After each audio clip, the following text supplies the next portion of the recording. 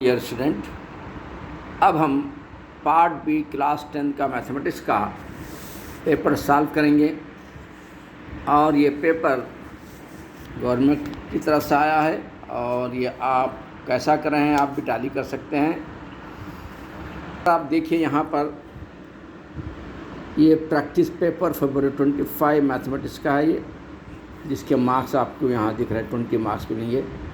चलिए अब हम इसको स्टार्ट करेंगे सॉल्व करना इसका। अब इसमें फर्स्ट क्वेश्चन देखिए, यहाँ पर दिया है the exponential form of log a1024 equal to 5। तो बच्चों यहाँ पर आपको एक फार्मूला याद होगा आपको, अगर नहीं भी है तो आप याद रखिए ज़रा। log ax equal to n बोल के दिया जाता है।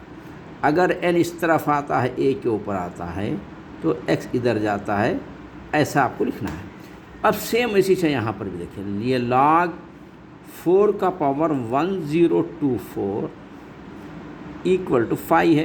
तो जिस तरह n x पे जाता है x इधर, वैसे अब यहाँ पे क्या होगा, 5 इधर जाएगा और ये किधर आएगा, ये 1024 इधर आएगा। तो ये रहा आपका आंसर। अब ये कहाँ पर है तलाश करिए आप, ये है यहाँ पर A4 1024, यानी फर्स्ट आंसर आपका जो आ रहा मैं लिख रहा हूँ यहाँ पर है ये B। आगे बढ़ेंगे अपन। Total surface area of the cone pi r l plus r. Here L represent, L का मतलब होता है लेंथ, ये देखिए लेंथ है, यानी ये A है। सॉरी L का मतलब होता है स्लांट हाइट, यानी ये होता है। देखो बच्चे क्या है, ये सर कोन जो होता है आपको अच्छा मालूम है, ये है कोन। अब ये कोन में सीधा जो होता है ये होता है हाइट होता है, और इधर से जो होता है हाइट नहीं होता, ये बल्कि स्लांट हाइट बोलते हैं, उसको L डिनोट करते हैं, आपको अच्छी तरीके से मालूम है। तो L डिनोटेड क्या होता है, स्लांट हाइट, यानी C होता है ये। तो अभी मैं तो डायरेक्ट कर रहा हूँ मैं आपको, उतना टाइम नहीं होने की वजह से मेरे पास। तो आप देखिए विच of the following is finite, infinite और फिनाइट है। फिनाइट वो तो जो नंबर अपन काउंट कर सकते, इनफिनाइट वो अपन काउंट नहीं कर सकते। तो बच्चे यहाँ पर देखिए दोनों में फिनाइट का मतलब है अपन उसको काउंट कर सकते हैं, पहचान सकते हैं। हाँ, अब यहाँ पर देखिए ये फिनाइट होना है। 10 से बड़ा x है, नेचुरल नंबर तो 1 2 3 मालूम।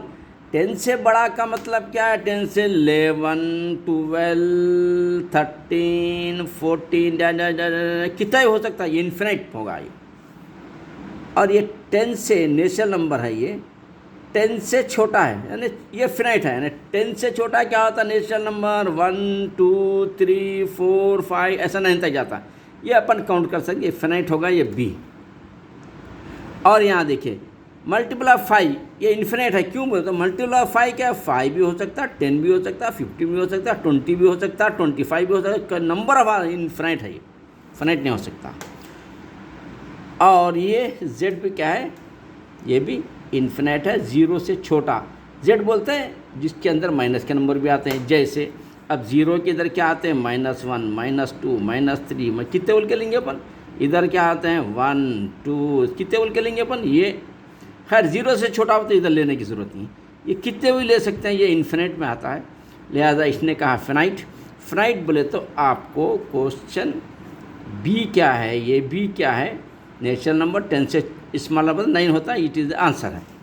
अब आगे बढ़ेंगे क्वेश्चन नंबर 3 के बाद क्वेश्चन नंबर 4 बच्चों। अब इसके अंदर कैलकुलेट द फ्रीक्वेंसी, सॉरी नीचे ले लेंगे इसको।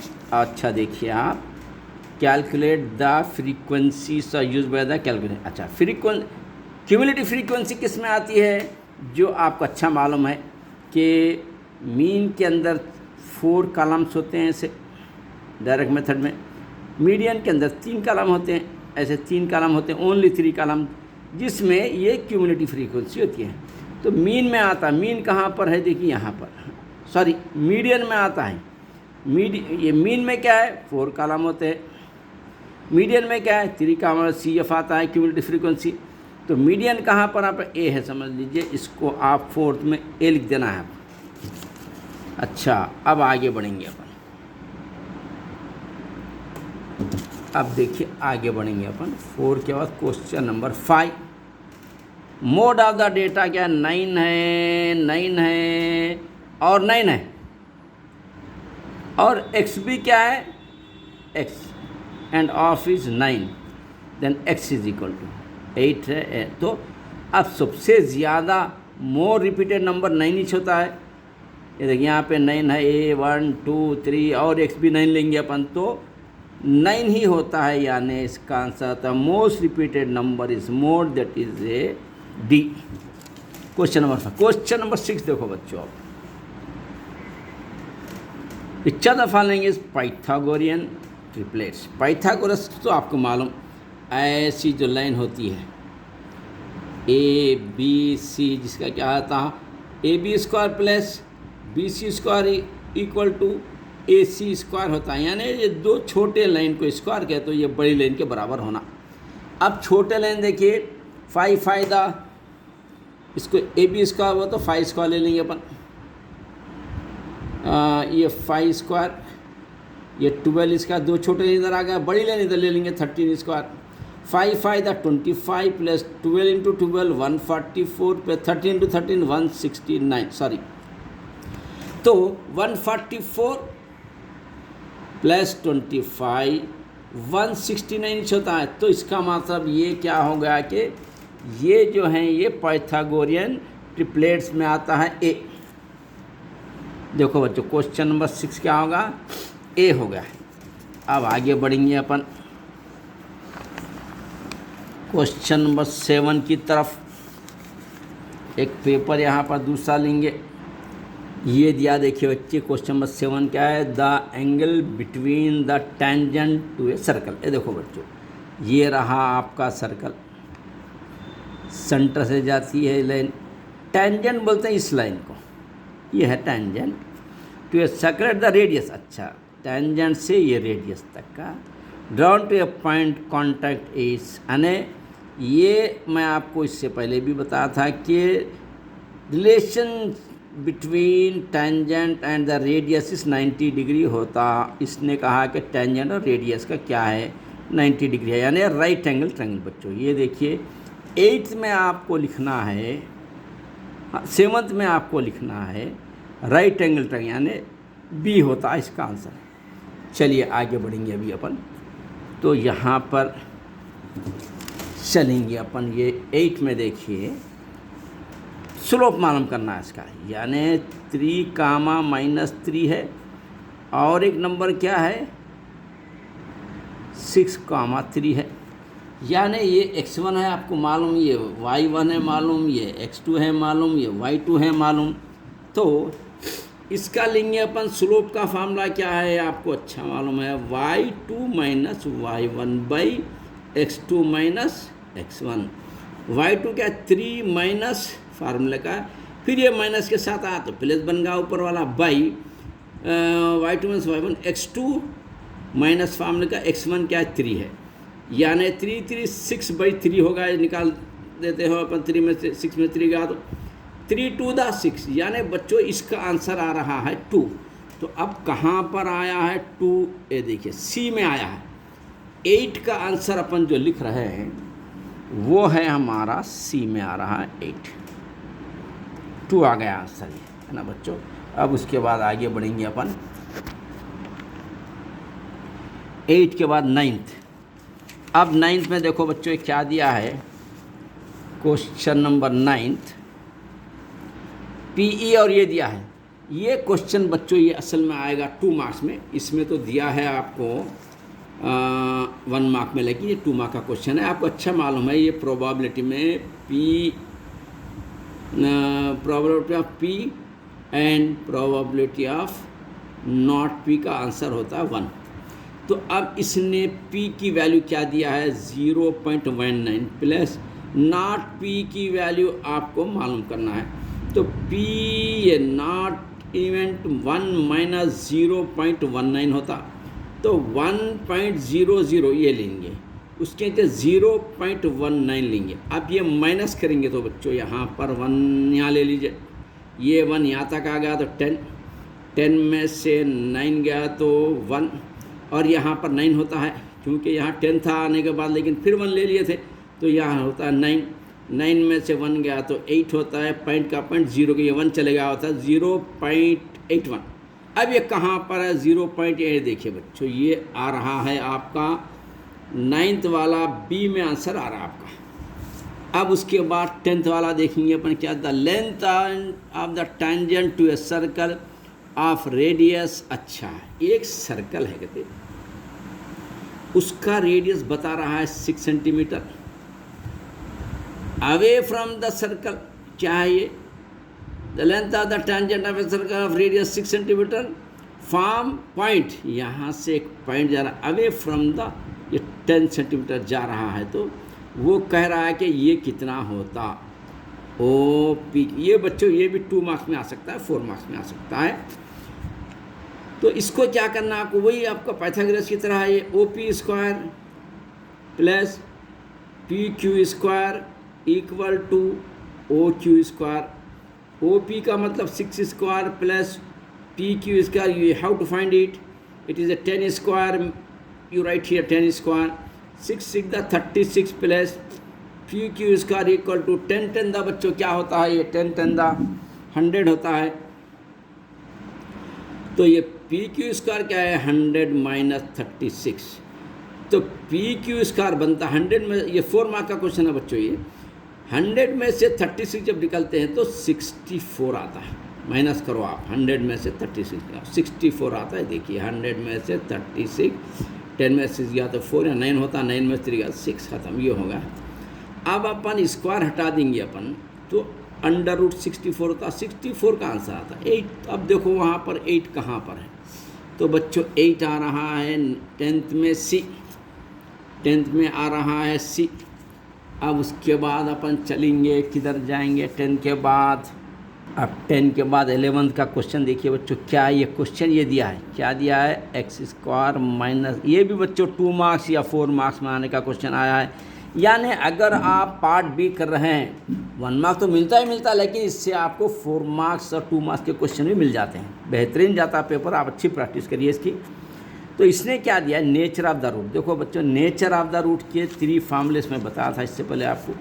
वो 3 फार्मूलेस क्या होते हैं, B square minus 4ac equal to 0 है, तो इसका नाम देना है अपन इक्वल एंड रियल, ये पहला हो गया।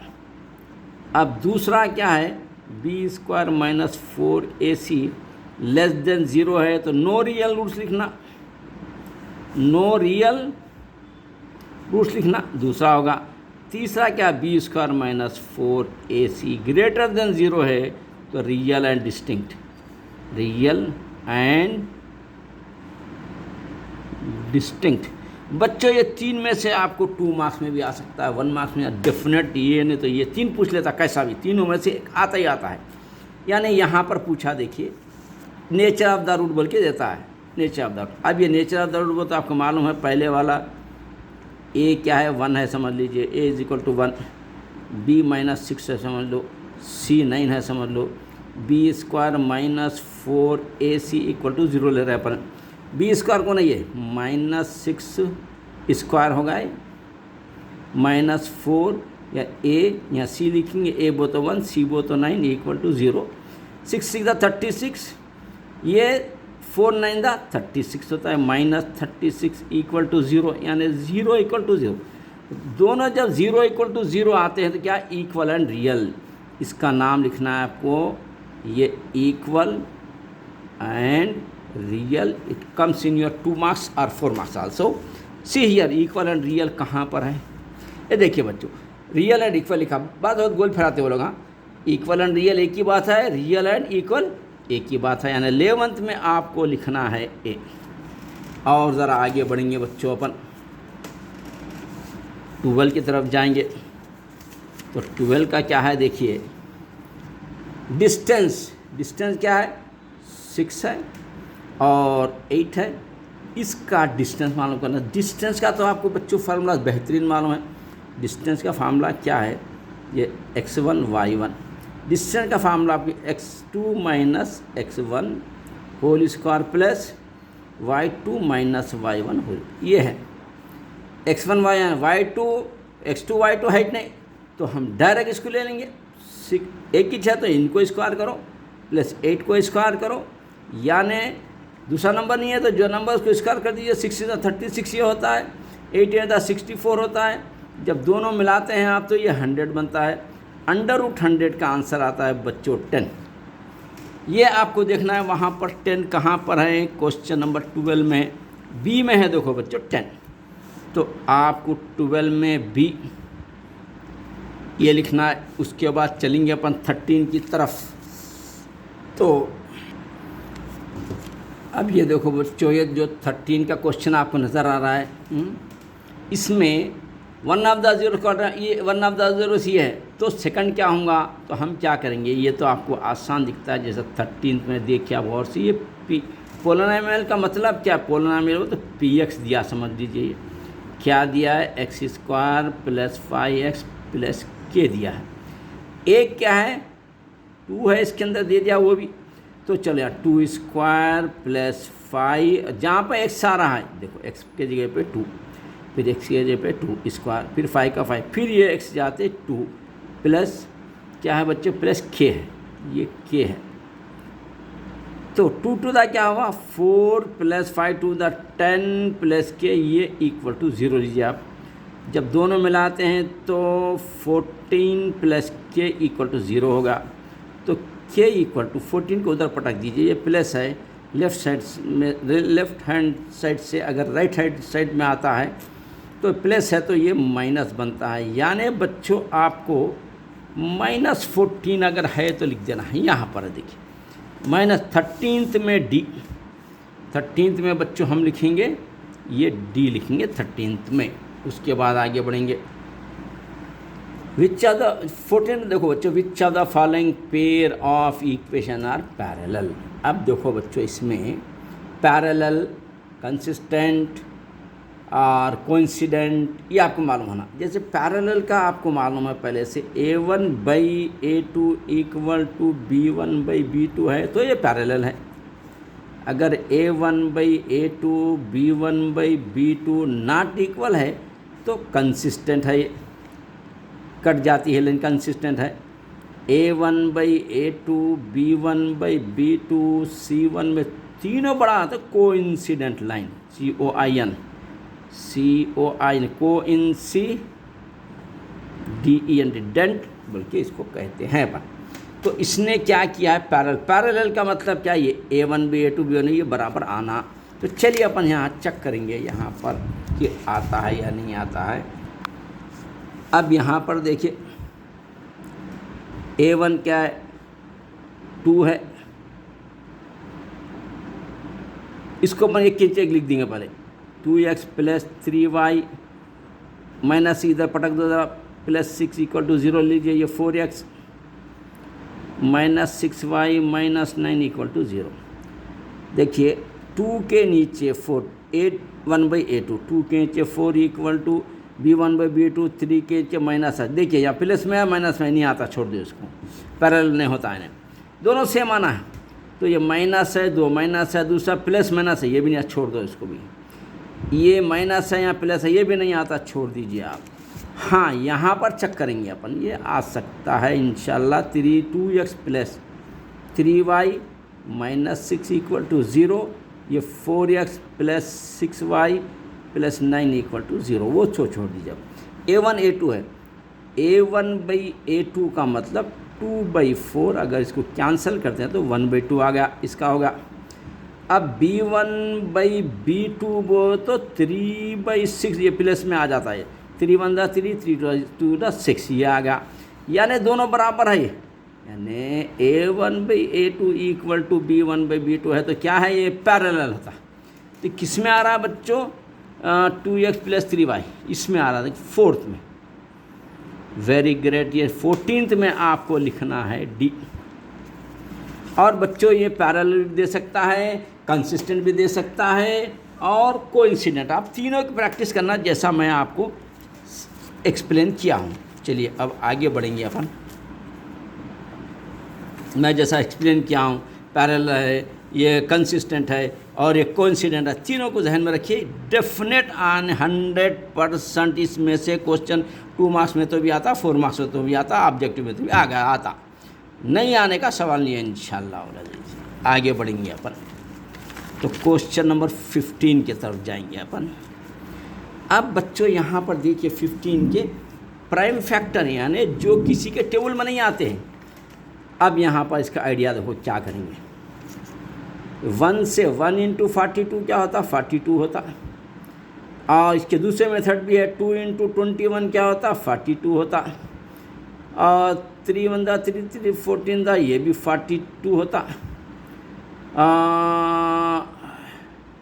4 से नहीं आता, 5 से 6 7 42 होता।